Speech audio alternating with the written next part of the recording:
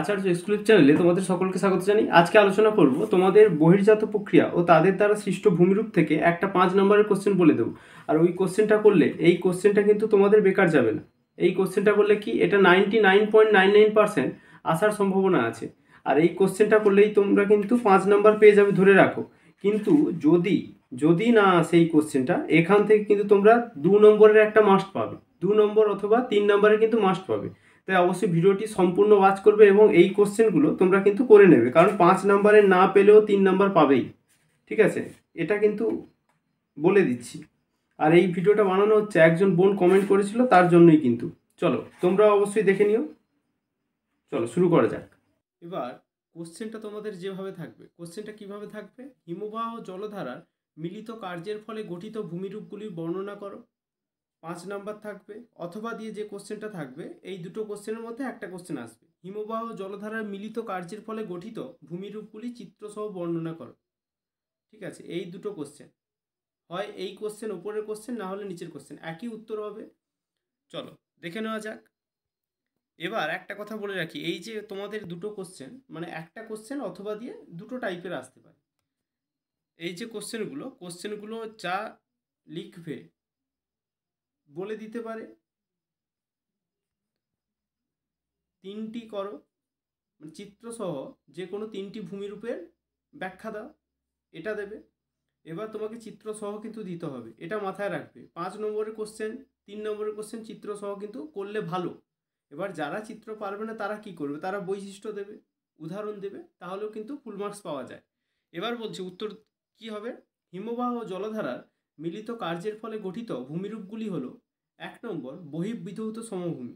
এই কোশ্চেনটা আবার 3 নম্বর দিয়ে দিতে পারে, বহির্বিধৌত সমভূমি কাকে বলে।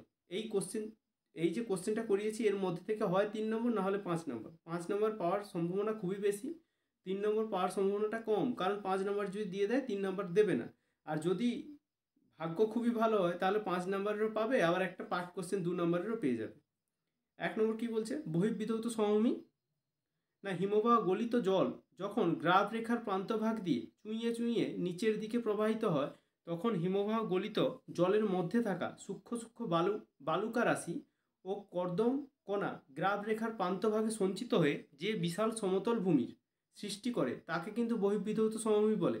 এবার বহির্বিধৌত সমভূমি দিলে তার নিচে কিন্তু বহুবিধৌত সমভূমির যে চিত্রটা আছে, এই যে বহির্বিধৌত সমভূমি, এই দেখো গ্রাফ রেখা বরাবর একটা কি হচ্ছে, বরফগুলো গলে জল হয়ে যাচ্ছে, এই যে প্রান্ত গ্রাফ রেখার সৃষ্টি করছে। ঠিক আছে, এইরকম একটা কিন্তু তোমাকে ছবি দিতে হবে, দেখে নেবে ছবিটা অবশ্যই। 2 নম্বরে যেটা আলোচনা করেছি, ড্রামলিন দিয়ে দেয়, পার্ট কোশ্চেনে দিয়ে দেয় ড্রামলিন কাকে বলে। এই কোশ্চেনটা কিন্তু প্রায়শই দেয়। ড্রামলিন কাকে বলে না, বহির্বিধৌত সমভূমির উপর হিমবাহ দ্বারা বাহিত নুড়ি, বালি, কাদা, পলি প্রভৃতি সঞ্চিত হয়ে উল্টানো নৌকা বা চামচের মতো যে ভূমিরূপ তৈরি হয় তাকে কিন্তু ড্রামলিন বলে। এবার ড্রামলিনের আবার চিত্র দিতে হবে, তাহলে ড্রামলিনের চিত্রটা কি হবে, এই দেখো ড্রামলিনের চিত্র, এই যে চামচের মতো একটা উল্টানো চামচের মতো আকৃতি গঠন করছে হিমবাহের গতিপথ দ্বারা। হিমবাহ যেরকম কিন্তু বাহিত হবে তেমনভাবে এটা কিন্তু গঠন হবে। বুঝতে পেরেছি। চলো 3 নম্বর কি বলছে, 3 নম্বর বলছে কেম বা স্কার। এটাও কিন্তু হিমবাহ জলধারার মিলিত একটি ভূমিরূপ। হিমবাহ বাহিত নুড়ি, বালি, কাদা, পলি প্রভৃতি জমা হয়ে যে ত্রিকোণাকার দ্বীপের ন্যায় যে ভূমিরূপ গঠন করে তাকে কিন্তু কেম বলে। হিমবাহের তলদেশে নুড়ি, বালি, পলি, কাদা প্রভৃতি জমা হয়ে গঠিত হওয়া আঁকাবাঁকা সংকীর্ণ শৈলশিরাকে কিন্তু বলা হয় এস্কার বা কেম। এস্কার বা কেমের ছবিটা দেখে না, এস্কার বা কেমের ছবিটা কিন্তু এই রূপ হয়, এই রূপ কিন্তু এস্কার বা, এই যে ড্রামলিনের ঠিক নিচেই দেখো এস্কার। ঠিক আছে, এস্কারের চিত্রটা কিন্তু পুরো এইরকমই হয়। দেখবে যার কাছে যে বই আছে সেই বই থেকেই কিন্তু তোমরা ছবিটা দেখলে ভালো বুঝতে পারবে। এবার 4 নম্বর আমি 4টা দিয়ে আলোচনা করে দিয়েছি। কেটল হ্রদ না, বহির্বিধৌত সমভূমিতে অনেক সময় বরফের টুকরো থেকে যায়, পরবর্তীতে সেই বরফের টুকরোগুলি গলে গেলে অঞ্চলটি গর্তরূপে অবস্থান করে।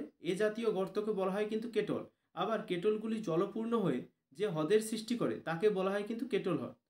তাহলে কেটলের চিত্রটা দেখে নাও, এই হচ্ছে এই যে কেম বা স্কারের চিত্র, আর এটা হচ্ছে কেটলের চিত্র। এখানেই সব কিন্তু চিত্র আছে। একটা ছবির মাধ্যমে কিন্তু দিয়ে রেখেছে, কিন্তু এটা মেনলি তোমাকে কেটলকে ডিনোট করছে। কেটলটাকেই কিন্তু দেখানোর জন্য এতগুলো ছবি আঁকতে হয়েছে, মানে এতটা চিত্র আঁকতে হয়েছে এইখানে। কেটল দেখানোর জন্য তোমাকে হিমবাহ, ড্রামলিন, এসকার এগুলো সব দেখানোর পরে কিন্তু এখানে কেটল দেখিয়েছে। এই দেখো কেটল, আর তার নিচে কিন্তু এসকারের ছবি দেখিয়েছে। দেখো কেম বা এসকারের ছবিটা আলাদা করে দেখিয়েছে। এটা ভালোভাবে তোমরা আরও বইতে পেয়ে যাবে, যার কাছে যা বই আছে ওইখান থেকে কিন্তু পেয়ে যাবে। চলো এটা ভালো করে করবে, কারণ এইখান থেকে যেটা বললাম হয় 3 নম্বর না হলে 5 নম্বর। 5 নম্বর পাওয়ার সম্ভাবনা খুবই বেশি। এই কোশ্চেনটা এইভাবে আসতে পারে, এই দুটোভাবে কিন্তু দিতে পারে। হিমবাহ ও জলধারার মিলিত কার্যের ফলে গঠিত ভূমিরূপগুলি বর্ণনা করো, অথবা এই কোশ্চেনটা থাকতে পারে হিমবাহ জলধারার মিলিত কার্যের ফলে গঠিত ভূমিরূপগুলি চিত্রসহ বর্ণনা করো বা ব্যাখ্যা করো। তাহলে তোমরা এই 5 নম্বরের কোশ্চেনটা কিন্তু জেনে গেলে। এই কোশ্চেনটা অবশ্যই কিন্তু তোমরা করে নিও, আর বেশি বাকি নেই তোমাদের এক্সামকে। আর 11 দিন, এই 11 দিন খুব ভালো করে মন দিয়ে পড়ো। আর এই রকম কোনখান থেকে কোশ্চেনগুলো কীরকম হবে সেগুলো জানার জন্য অবশ্যই কিন্তু চ্যানেলটিকে সাবস্ক্রাইব করে রাখবে। আর এই সমস্ত কোশ্চেনগুলো যেগুলো আসার সম্ভাবনা খুবই, এগুলো কিন্তু আমি তোমাদের আগে ভাগে বলে দেবো। চলো আজকে এই পর্যন্ত, দেখা হচ্ছে নেক্সট ভিডিওতে। আর তোমরা অবশ্যই কিন্তু টেক্সট বইটা ভালো করে পড়ো। চলো আজকে এই পর্যন্ত থাকলো।